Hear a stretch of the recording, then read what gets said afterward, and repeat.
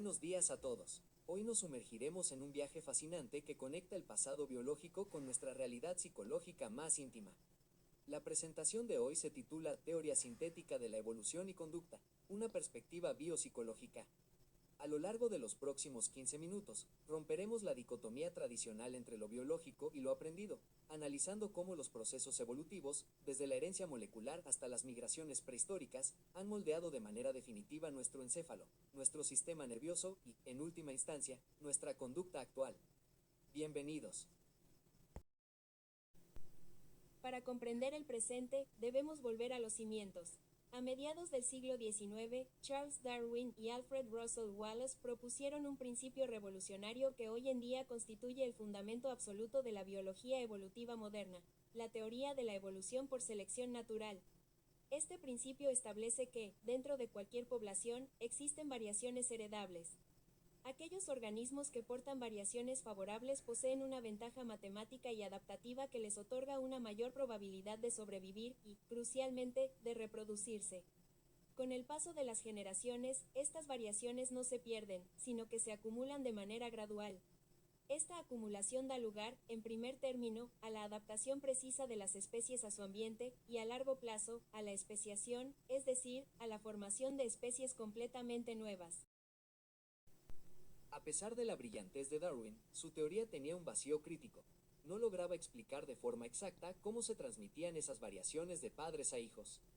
La respuesta llegó desde un jardín en Europa Central, donde Gregor Mendel, mediante meticulosos experimentos con guisantes, estableció las bases científicas de la genética molecular y particular.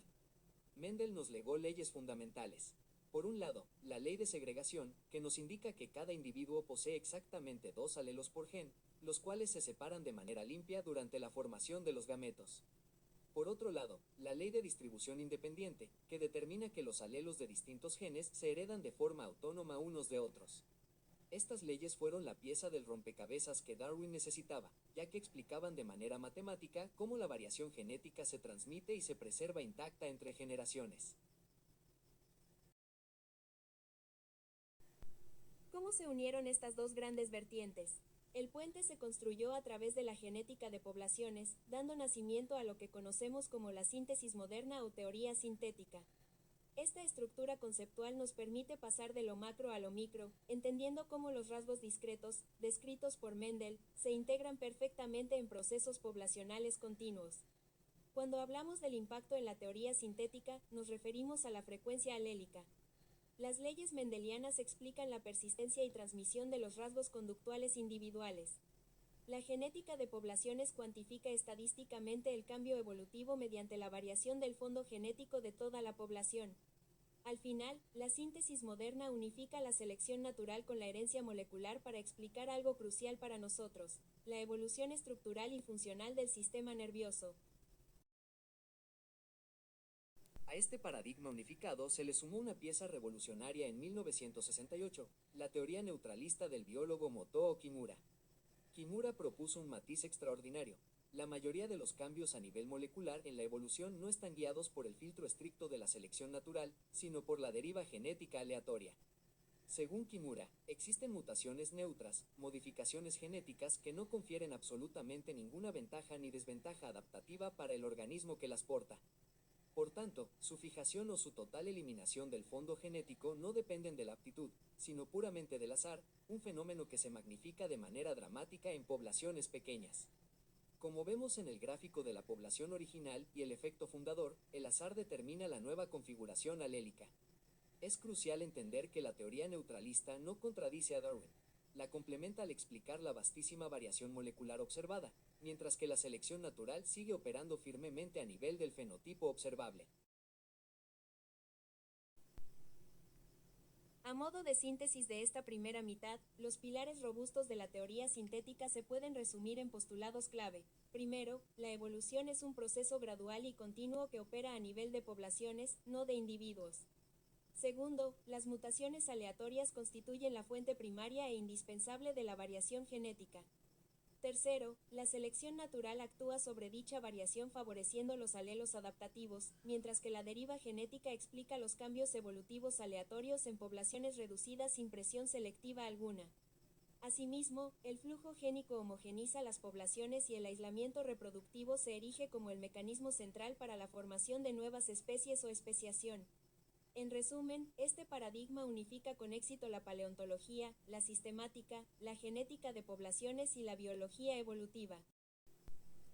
Entremos ahora de lleno en el núcleo de la conducta.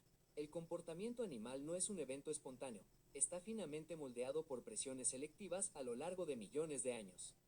El reconocido neurocientífico John Pinel postula que la biología del comportamiento humano echa sus raíces en una interacción tridimensional indisoluble: la evolución, la genética y la experiencia individual. Fenómenos psicológicos complejos como la dominancia social y las conductas de cortejo son, en realidad, patrones conductuales rigurosamente seleccionados debido a las ventajas reproductivas directas que otorgaban. Para ejecutar estas conductas complejas, se requirió una complejización progresiva del sistema nervioso, rastreable a través de la evolución de anfibios, reptiles y mamíferos. El hito cumbre de esta línea es el encéfalo humano, caracterizado por una dramática expansión cortical ligada de forma directa al surgimiento de conductas sociales y funciones cognitivas avanzadas. Detengámonos un instante en los mecanismos prácticos de la dominancia social y el cortejo. Aquí es donde cobra vida el concepto darwiniano de la selección sexual, que explica por qué evolucionan rasgos que no son estrictamente necesarios para la supervivencia, pero sí para el éxito reproductivo. En la naturaleza, las jerarquías sociales no son meras muestras de fuerza, determinan de forma estricta el acceso prioritario a recursos vitales y a parejas reproductivas. Los machos dominantes se ven forzados a exhibir conductas de cortejo sumamente elaboradas, que van desde plumajes llamativos hasta vocalizaciones y rituales coreografiados. Por su parte, las hembras ejercen una selección activa de sus parejas basándose en estos despliegues como indicadores directos de aptitud y salud genética. Estas estrategias no son caprichos, reflejan la acción implacable de la selección natural sobre la arquitectura de la conducta social.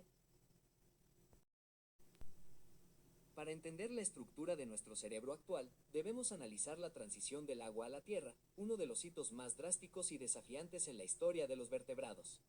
Este salto requirió innovaciones biológicas críticas. Los anfibios desarrollaron extremidades y pulmones funcionales que les permitieron la locomoción terrestre y la respiración aérea en su etapa adulta. Sin embargo, seguían atados al agua para reproducirse.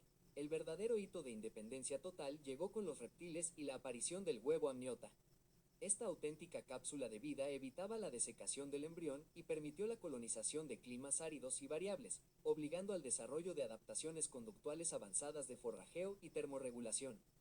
Paralelamente a esta transición morfológica, el sistema nervioso experimentó un cambio radical: el desarrollo del córtex reptiliano primitivo o arquicórtex, que constituye la base anatómica de lo que llamamos cerebro reptiliano, el tronco encefálico y el cerebelo, encargados de la supervivencia más elemental.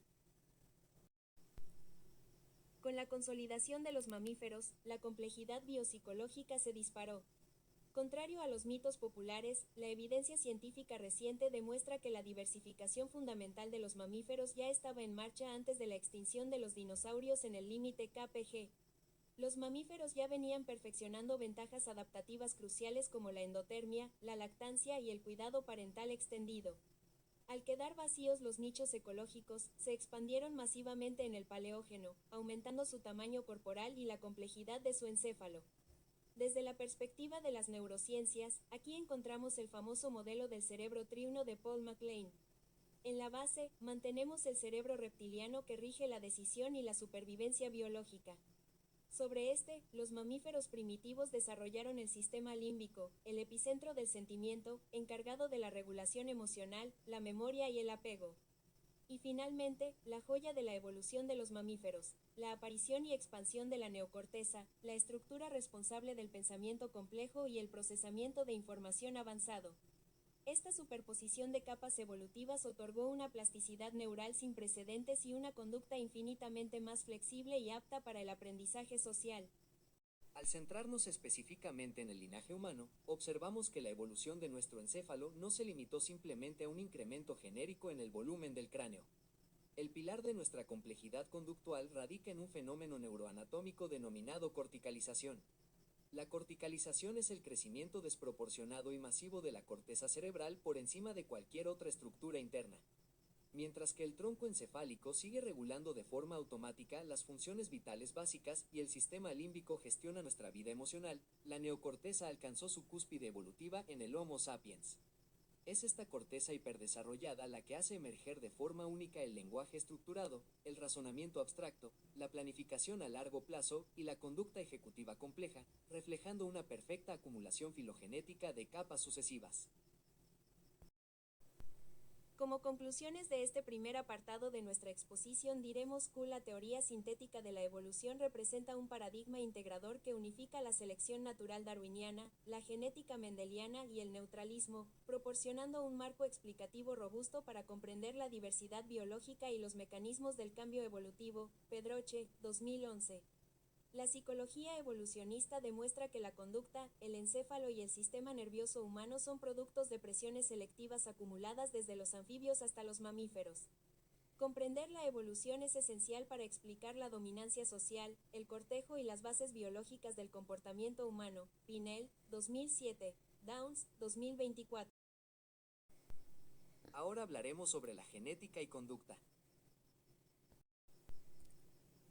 Ahora bien, ¿cómo se traduce todo este andamiaje anatómico a nivel molecular en el día a día? Para comprenderlo, debemos repasar tres díadas genéticas fundamentales: alelos, ADN, ARN, y genotipo frente a fenotipo. Los seres humanos heredamos dos copias de cada gen, llamadas alelos. La interacción entre estos alelos determina los rasgos que se manifestarán. A nivel químico, el ADN nuclear contiene las instrucciones maestras fijas que son idénticas en todas nuestras células, incluyendo nuestras neuronas. Para ejecutar estas instrucciones, el ADN se copia en ARNM, el cual viaja a los ribosomas para sintetizar las proteínas esenciales que hacen funcionar nuestro cerebro.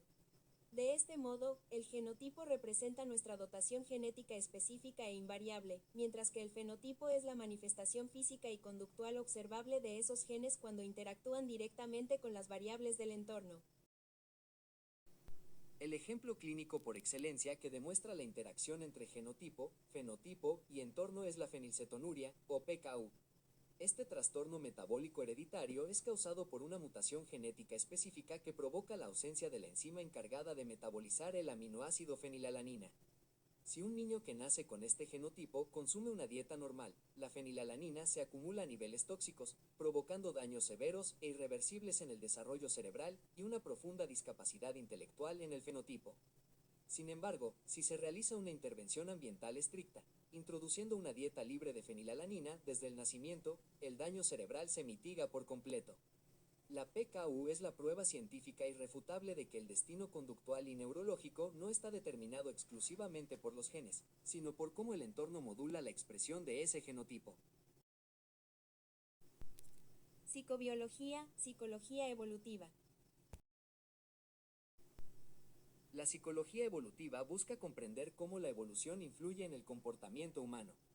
Esto implica analizar el desarrollo de la evolución humana, la evolución del encéfalo humano y entender los vínculos de apareamiento. En esencia, este enfoque examina la biología de la conducta más allá de las dicotomías tradicionales, como heredado frente a aprendido, centrándose en las interacciones entre los factores genéticos y la experiencia.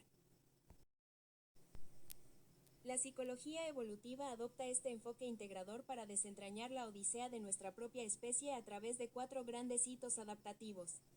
El primero fue el bipedismo hace unos 6 millones de años. Al caminar erguidos y liberar las manos, nuestros ancestros pudieron manipular el entorno y fabricar las primeras herramientas.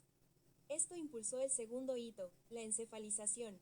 El consumo de carne y la cocción de alimentos con el fuego permitieron derivar la energía metabólica necesaria para nutrir un cerebro cada vez más grande y social. Debido al bipedismo y al tamaño craneal, los bebés humanos comenzaron a nacer extremadamente desvalidos, requiriendo un periodo de crianza excepcionalmente largo.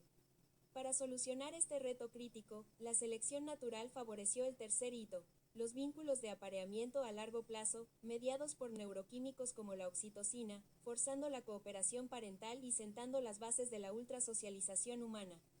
Finalmente, vino la expansión geográfica fuera de África, adaptándonos a climas extremos mediante tecnología y caza cooperativa, lo que desembocó en el cuarto hito, la revolución cultural del Homo sapiens, caracterizada por el pensamiento abstracto, el arte y el lenguaje complejo. Aplicaciones de la psicología evolutiva. Fundamentación clínica. Ayuda a los profesionales de las ciencias de la salud a comprender la fisiopatología de diversos síndromes neurocomportamentales. Investigación y tratamiento. Facilita el estudio de trastornos psiquiátricos y neurológicos, como la enfermedad de Parkinson, la esquizofrenia o trastornos de ansiedad, permitiendo desarrollar tratamientos eficientes, como el uso de L-Dopa para tratar la falta de dopamina. Formación científica. Proporciona una base para estudiantes de psicología, medicina, biología, enfermería y farmacia, permitiéndoles aplicar estos principios a la vida real a través de casos clínicos. Y con este sería el final de nuestra exposición. Les agradecemos mucho su atención. Hasta la próxima.